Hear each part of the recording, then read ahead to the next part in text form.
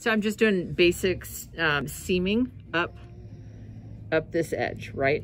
And so to hide it, I'm not trying to do anything fancy, but to hide it, I'm just going in perpendicular to this edge stitch. I'm just going in, making sure I grab 2 pieces of yarn there, and the same on this side.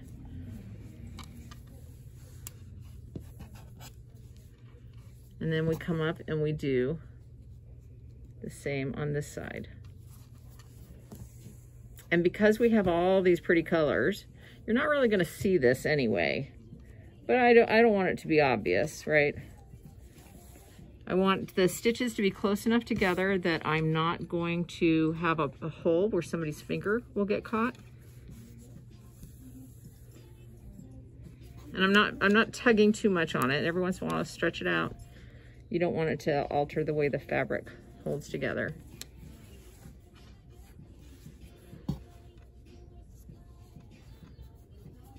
Doesn't take a lot of finesse. I don't want to pierce the yarn, right? I want to make sure I'm not catching the middle of the yarn, so that's all I'm making sure, sort of wiggling my needle through. But so far you can see over here, you can just see this nice edge, set of edges that come together.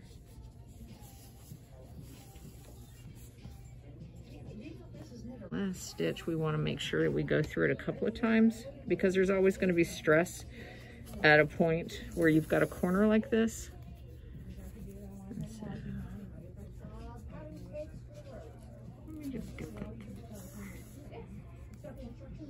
And by going through the end stitch, I've reinforced the end.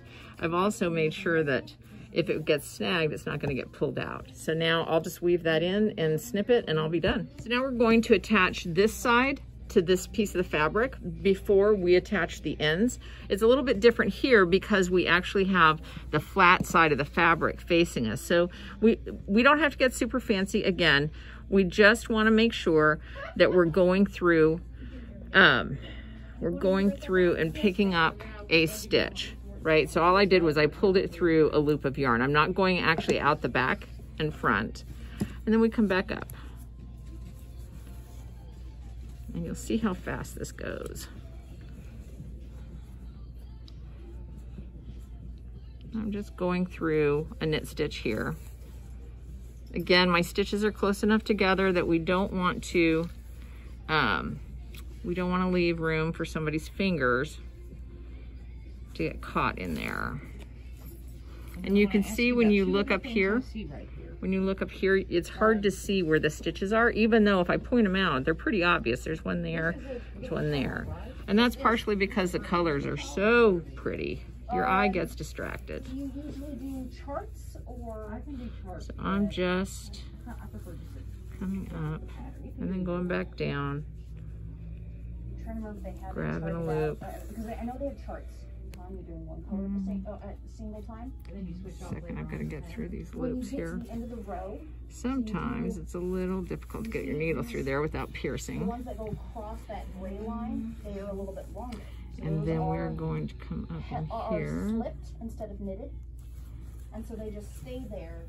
On the stitch just stays there. It does not get knitted, so there's actually that red right in the middle of the gray. All right, so you can see because you have these ribs poking up, it's not going to lay flat here, but it shouldn't lay flat. If you're used to things looking all flat when you've stitched them together, it's just going to be different, is all I'm saying. And again, we're at a corner, so I'm going through and reinforcing the corner because that's where you get the most stress on your fabric.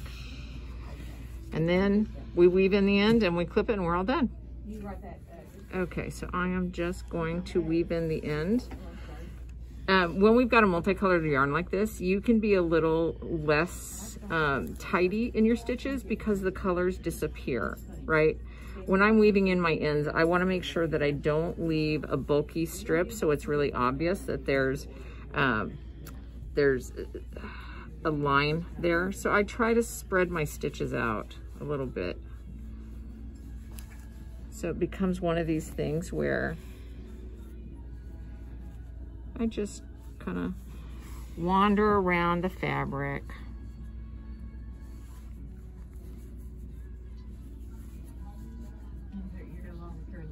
and then picking up. They're right behind Karen. Picking up. All right, so I've woven in about 6 inches of fiber, and then we just clip the end of it. And you're all done.